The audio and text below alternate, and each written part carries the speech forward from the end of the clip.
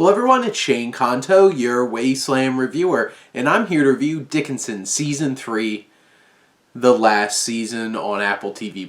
And pretty sad because I watched the first season when it first dropped on Apple TV+, when Apple TV+ just dropped and launched, and I was like, this is pretty interesting, but I definitely fell in love with this show during the second season, and then this third season just really solidified that I love this show, and now I'm sad that it's gone.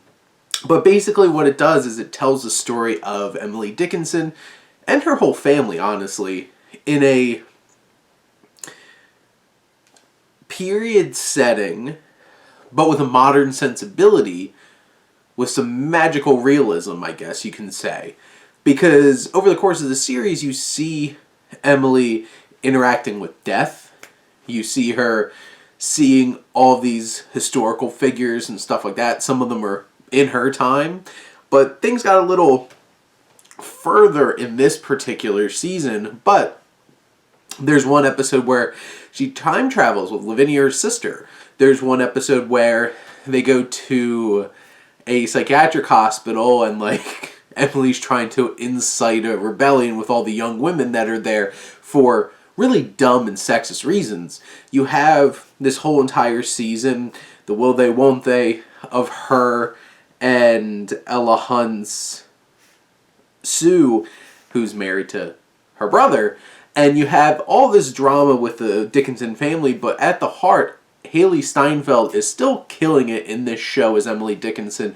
She's so fantastic. She just brings a certain energy to this role and a charisma that would make this character who might just come off as really pretentious and also antisocial and awkward, but so lovable. And you just love Emily in this show. And Ella Hunt is fantastic as Sue. And their chemistry is off the charts, and in this season, things get heated.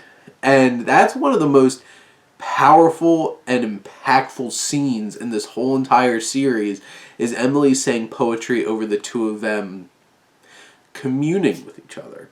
And you feel this love story here, and it's very poignant.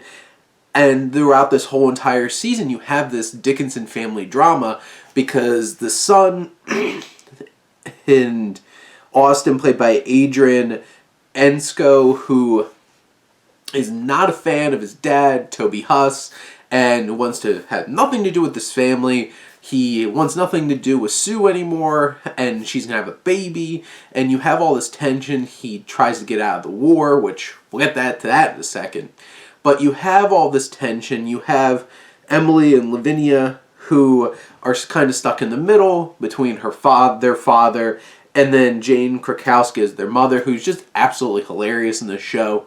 This whole family is a blast just to enjoy, and shout out to Anna Baryshnikov, who plays Lavinia, and she gets to really shine in this season too. You get more of her, and you get to see her go on some adventures with Emily. And really, there's this time travel element where the two of them jump into the future and meet a famous author, a famous poet who's influenced by Emily Dickinson, who in her own right is very tragic. And you have this series full of humor. It's a very funny show, but it's also a moving and emotional show. And you feel the tension. And especially, there's some serious sexual tension in this season too, especially between Emily and Sue. And you get a whole new cast of new famous people. But one of the biggest changes in this season is the introduction of the Civil War, which you see characters going off to war and people who die and the effects it has on others and the fear that going away puts into some of these characters, especially their brother, Austin, who wants to avoid doing this. And you have this whole other dimension to the show that brings a big weight to everything and context. And honestly, the series finale of this show isn't big, it isn't showy, it's very quaint and meaningful, and it's something that leaves you see the Dickinson family together, and I think fully together for the first time in this show. And you see Emily really coming into her own and setting the tone for her own life. And even if it's not like a big, elaborate send-off, it's something thematically that feels so right and is so satisfying by the end. And now I'm just sad that it's over, but I'm so glad that I got to experience Dickinson in this third season. Definitely delivered as well. But those are my thoughts on Dickinson Season 3. Let me know what you think, and let's talk some TV. But thank you as always for tuning in and supporting your Wasteland Reviewer.